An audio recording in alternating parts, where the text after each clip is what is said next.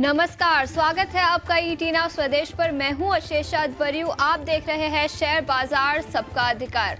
बचत करना हमारी आदत में शुमार है, लेकिन इस बचत का निवेश हम कहां करें, किस तरीके से करें, ये बड़ा सवाल है। और ये सवाल आपके और हमारे मन में अक्सर उठते हैं।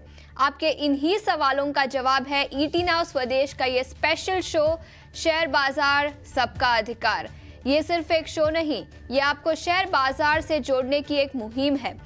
इसमें आसान भाषा में वो तमाम जानकारियां हैं जो शेयर बाजार में बेहतर रिटर्न की आपकी राह को आसान बनाएगा और हिंदुस्तान की तेजी से हो रही तरक्की में आपको भी हिस्सेदार बनाएगा। आप अपने सवाल हम तक पहुंचा सकते हैं। स्क्रीन पर दिए गए क्यूआर कोड को आप स्कैन करेंगे तो एक व्हाट्सएप चैनल खुल जाएगा। वहां पर आप अपना सवाल डाल सकते हैं।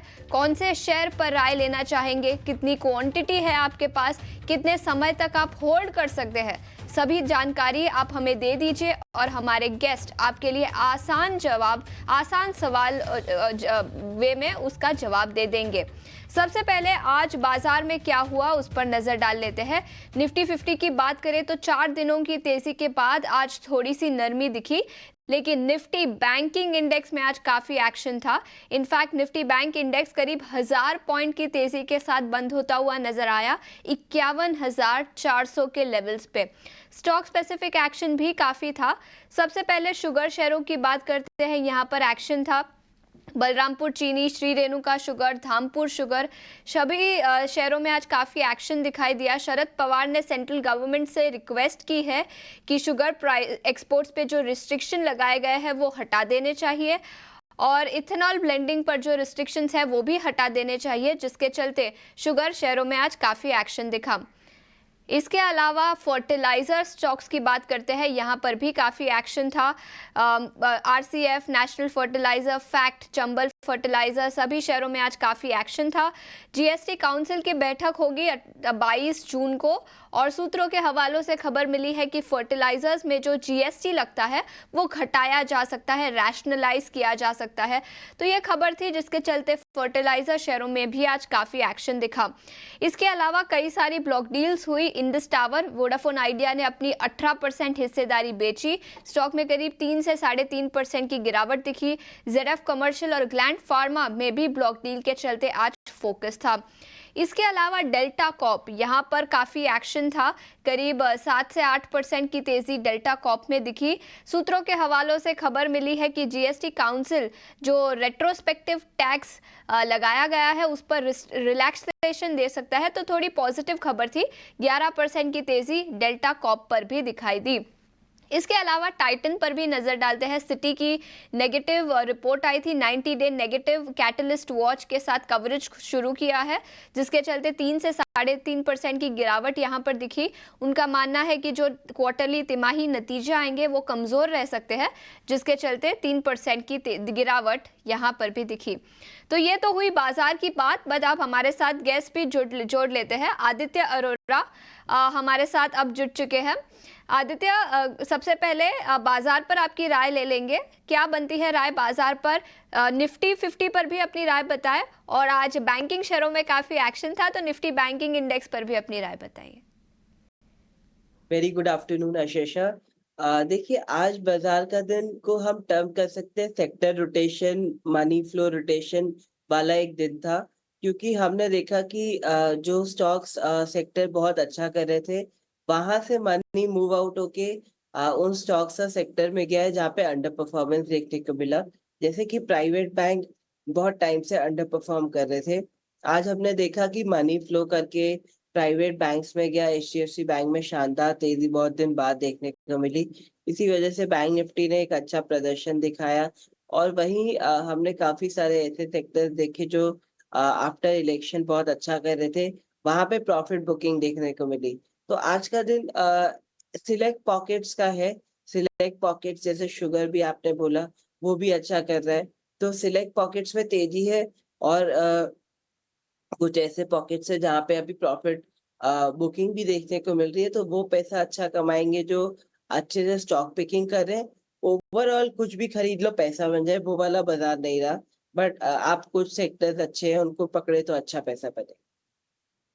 इस बीच हमारे साथ हेंसेक्स सिक्योरिटीज के महेश ओझा भी जुड़ चुके हैं। महेश जी, आपका भी शुक्रिया ईटी नाउ स्वदेश पर समय निकालकर हमारे साथ जुड़ने के लिए। हमारे दर्शकों ने हमारे लिए सवाल भेजे हैं, उस पर नजर डाल लेते हैं। सबसे पहले राजवर्धन ने BEL यानी भारत इलेक्ट्रॉनिक्स लिमिटेड पर अपना सवाल भेजा है। उनके पास 3000 शेयर है जो उन्होंने 235 रुपए प्रति शेयर के दाम पर खरीदे हैं। इस पर एक फंडामेंटल राय ले लेते हैं। महेश, आपसे पूछना चाहूंगी, BEL पर क्या राय बनेगी? 235 रुपए के दाम पर उन्होंने खरीदे हैं और अभी स्टॉक को देखें तो 310 के आसपास है। डेफिनेटली डिफेंस की जो सारी कंपनीज है, ऑर्डर बुक काफी बढ़िया है। एक मोमेंटम नीचे के लेवल से बना है तो थोड़ा सा प्रॉफिट बुकिंग अपन ने देखा है, बट यहाँ से भी एक जो है अपसाइड मोमेंटम जो है कैप्ड है, और यहाँ से भी एक्सपेक्टेड है कि यहाँ से भी थोड़ा सा और अपसाइड मोमेंटम दिखेगा। बट इन्होंने जैसे इनकी खरीदी नीचे के लेवल की, एक स्टॉप लॉस 278 का मैं सजेस्ट करूंगा। 278 का स्टॉप लॉस लगा के होल्ड करिए। अपर साइड में 360 से 375 के लेवल जो है अपने को देखने को मिल सकते हैं, लेकिन थोड़ा अभी का रिसेंट टाइम जो है वहां पे थोड़ा बहुत कंसोलिडेशन अपने को देखने को मिल सकता है। थोड़े समय के लिए थोड़ा सा कंसोलिडेशन BEL में दिखाई दे सकता है। मुकेश ने KNR कंस्ट्रक्शन पर अपना सवाल भेजा है। उन्होंने 223 रुपए प्रति शेयर के दाम पर 50 शेयर खरीदे थे। अभी देखें तो स्टॉक करीब 360 के आसपास है, तो अच्छा खासा मुनाफा हुआ है। टेक्निकल राय ही ले लेते हैं इस स्टॉक पर, KNR कंस्ट्रक्शन। आदित्य, क्या राय बनेगी? देखिए, जैसे इलेक्शन का रिजल्ट अनाउंस हुआ था, केएनआर कंस्ट्रक्शन में भी अच्छी तेजी देखने को मिली और स्टॉक ने एक अच्छी रफ्तार बताई फ्रॉम लेवल्स ऑफ ऑलमोस्ट 240 से लेके 400। तो अभी जो करेक्शन आ रहा है थोड़ा बहुत वो स्वाभाविक है, प्रॉफिट बुकिंग है। बट इस स्टॉक में फ्रेश लेग ऑफ रैली चालू हो सकता है एक बार 410 के लेवल देखने को मिले तो। हाल फिलहाल स्टॉक में अभी टाइम करेक्शन और प्राइस करेक्शन देखने को मिल रहा है, तो मेरे हिसाब से थोड़ी बहुत मुनाफा वसूली कर सकते हैं, क्योंकि शॉर्ट टर्म में स्टॉक काफी भाग चुका है। बट अगर नजरिया लंबे समय का है तो बने रहे, आगे भी लगता है कि ऊपर के लेवल देखे जा सकते हैं। बिल्कुल, तो ये राय थी KNR कंस्ट्रक्शन पर। आगे बढ़ते हैं, टाटा मोटर्स पर फोकस डालते हैं। याद रखें, आज के ट्रेडिंग सेशन में भी कई स्टॉक फोकस में था। दिन के एंड तक देखें तो थोड़ी सी गिरावट दिखी, लेकिन याद रखें कंपनी ने प्राइस हाइक्स अनाउंस किए हैं 1 जुलाई से। इसके अलावा कंपनी की जो सब्सिडरी है JLR, उसका भी कंपनी ने गाइडेंस दिया अगले कुछ सालों के लिए, जिसके चलते स्टॉक पर फोकस रहा। टाटा मोटर्स पर मनोज चौधरी ने अपना सवाल भेजा है। उनके पास करीब 206 शेयर है जो उन्होंने 956 रुपीस प्रति शेयर के दाम पर खरीदे थे। थोड़ा सा प्रॉफिट है इस पोजीशन पर, लेकिन फंडामेंटल्स पर देखें तो टाटा मोटर्स की पोजीशनिंग कैसी है ये जान लेते हैं। महेश, आपसे पूछना चाहूंगी, ऑटो सेक्टर से टाटा मोटर्स पर क्या राय बनेगी? नहीं, डेफिनेटली टाटा मोटर एक अच्छी कंपनी है, यहाँ पे कोई दिक्कत वाली बात है नहीं। थोड़ा बहुत अप एंड डाउन साइड चलते रहता है, लेकिन अगर अब इनका नजरिया एक थोड़ा सा भी अगर लॉन्ग टर्म है, 9 to 12 मंथ है, तो 1150 से 1200 तक के लेवल जो है अपने को टाटा मोटर में देखने को मिल सकते हैं। ये अगर शॉर्ट टर्म का नजरिया है तो फिर इनको 930 928 का एक स्टॉप लॉस रखना पड़ेगा। अगर लॉन्ग टर्म का नजरिया है तो थोड़ा सा इनको 880 का एक स्टॉप लॉस रखे, 1150 से 1200 तक के लेवल जो है अपने को देखने को मिल सकते हैं, तो यहाँ से होल्ड की सलाह रहेगी। बिल्कुल, तो टाटा मोटर्स पर होल्ड की सलाह। 1150 से 1200 तक के लेवल्स टाटा मोटर्स पर दिखाई दे सकते हैं। रितेश पटेल ने NHPC पर अपना सवाल भेजा है। उनके पास करीब 400 शेयर है जो उन्होंने 90.5 रुपीस प्रति शेयर के दाम पर खरीदे थे। स्टॉक अभी देखें तो 362 के आसपास है, तो करीब 4 गुना प्रॉफिट रितेश ने कमाया है NHPC पर। आदित्य, टेक्निकल्स पर क्या राय बनेगी? NHPC पर काफी अच्छा रन दिया है स्टॉक ने पिछले कुछ महीनों में।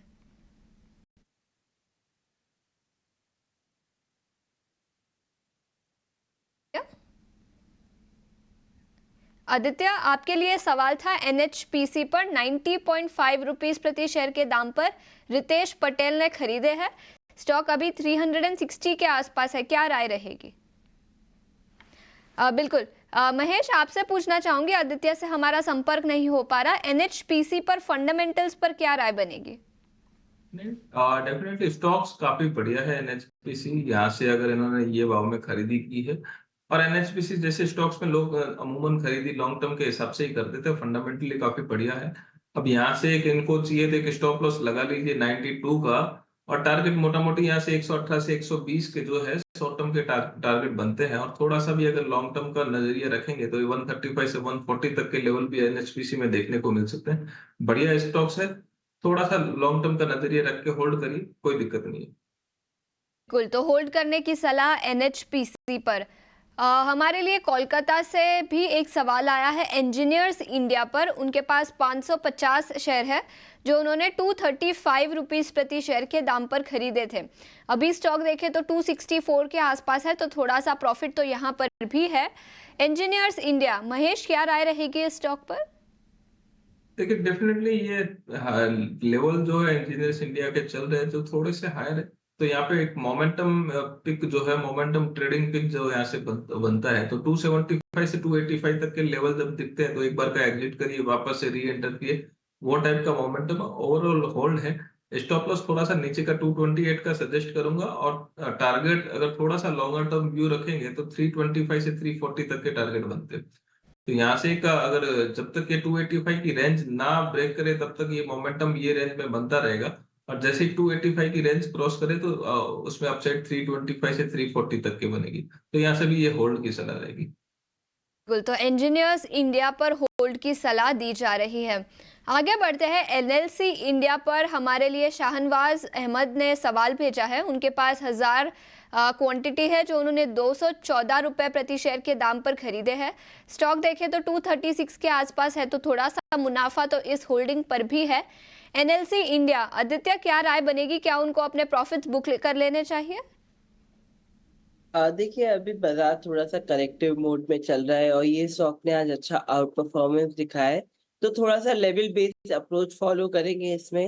अगर स्टॉक थोड़ा सा 245 का जो रेजिस्टेंस है वो क्रॉस करता है तो आप इसमें तेजी को राइड करें, क्योंकि वहां से एक ऊपर के लेवल भी खुल सकते हैं जो है 260 से लेके 270, और नीचे आप स्टॉप लॉस फॉलो करिए कि अगर बाजार में करेक्शन थोड़ा सा बढ़ता है और ये स्टॉक में भी करेक्शन देखने को मिलता है तो आप एक स्टॉप लॉस फॉलो करिए इसमें 225 का। वहां पे अगर स्टॉक आता है तो आप एक बार एग्जिट कर दें। रेंज बाउंड स्टॉक है इसलिए मैं आपको लेवल बता रहा हूँ। एक एक ब्रेकआउट होता तो मैं आपको कहता कि इसको राइड करें, बट इस स्टॉक में ना कि अभी कोई ब्रेकआउट है ना कि ब्रेकडाउन है, रेंज में चल रहा है, इसलिए मैंने आपको लेवल्स बता दिए। इसमें आप लेवल बेस्ड अप्रोच फॉलो करिए। लेवल बेस्ड अप्रोच फॉलो करने की सलाह इस स्टॉक पर दी जा रही है। आगे बढ़ते हैं, कुलदीप मोदी ने उग्रो कैपिटल पर अपना सवाल भेजा है। उनके पास 20 शेयर है जो उन्होंने 283 रुपीज़ प्रति शेयर के दाम पर खरीदे थे। स्टॉक अभी देखें तो 270 के आसपास है, तो थोड़ा सा नुकसान उनको इस होल्डिंग पर हो रहा है। उग्रो कैपिटल, महेश, फंडामेंटल्स पर देखें तो कंपनी कैसी है और उनको क्या करना चाहिए? नहीं, डेफिनेटली कंपनी काफी बढ़िया है, और यहाँ से भी एक स्टॉक्स जो है, यहाँ से भी अगर किसी को खरीदी करनी है तो कर सकते हैं। रिसेंटली भी कंपनी के जो काफी अपडेट्स आए थे वो भी काफी अपडेट्स जो है वो भी पॉजिटिव है, तो यहाँ से होल्ड करिए। 1 ईयर के व्यू से 375 से 400 तक के टारगेट जो है यूग्रो कैपिटल में अपने को देखने को मिल सकते हैं। फंडामेंटली काफी कुछ पॉजिटिवनेस अपने को काउंटर के अंदर देखने को मिल रही है, तो थोड़ा नजरिए लॉन्ग टर्म रखे और होल्ड करिए, डेफिनेटली ये स्टॉक्स आपको रिटर्न बना के देगा। बिल्कुल, तो कंपनी अच्छी है, लॉन्ग टर्म का अगर नज़रिया है आपका तो होल्ड करके रखिए, अच्छे रिटर्न्स आप उग्रो कैपिटल में कमा सकते हैं। अदानी पावर पर संदीप ने सवाल भेजा है। उनके पास 10 शेयर है जो उन्होंने 862 रुपीज़ प्रति शेयर के दाम पर खरीदे थे।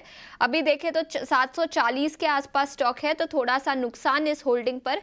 अदानी पावर, महेश, क्या राय बनेगी इस स्टॉक पर? अगर आपकी सलाह यह है कि उनको पोजीशंस एग्जिट कर लेने चाहिए, तो इसके बदले कौन से और अदानी ग्रुप के स्टॉक्स आप रेकमेंड करना चाहेंगे?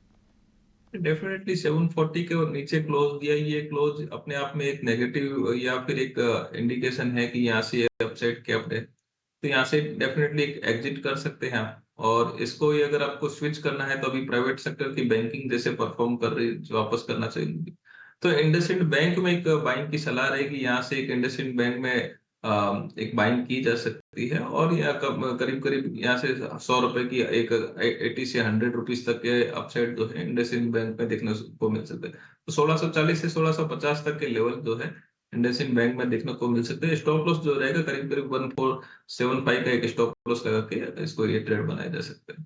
बिल्कुल, तो अदानी पावर में अपसाइड लिमिटेड हो सकता है, लेकिन अगर आपको पोजीशंस एग्जिट करने हैं तो इंडसइंड बैंक को खरीदने की सलाह रहेगी।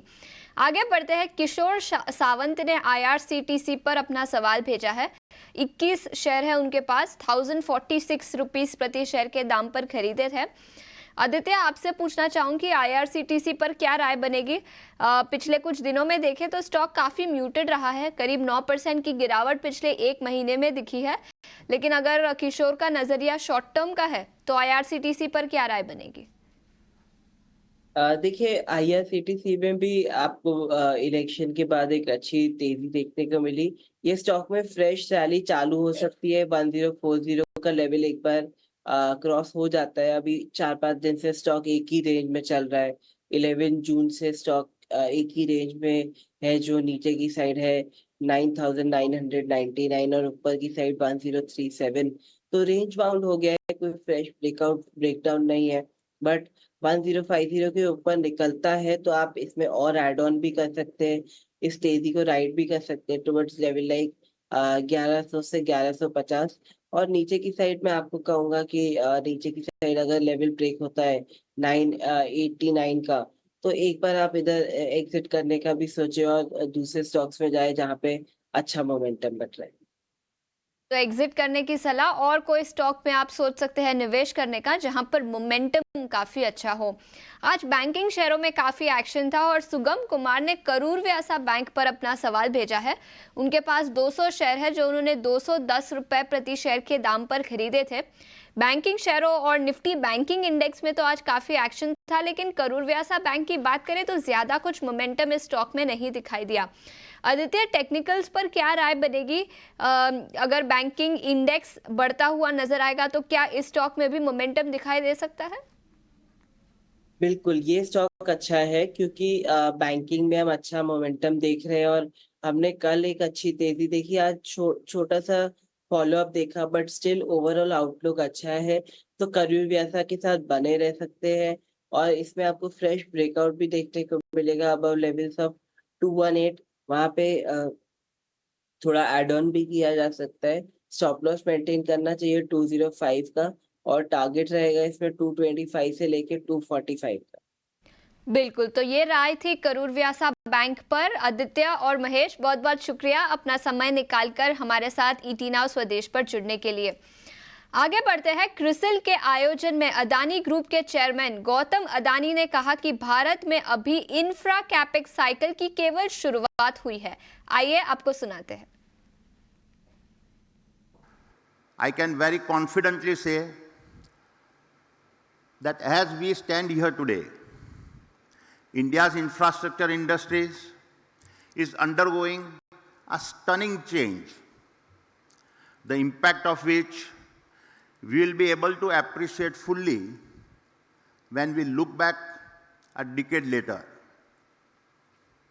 We have kick-started an infrastructure capex cycle never seen before.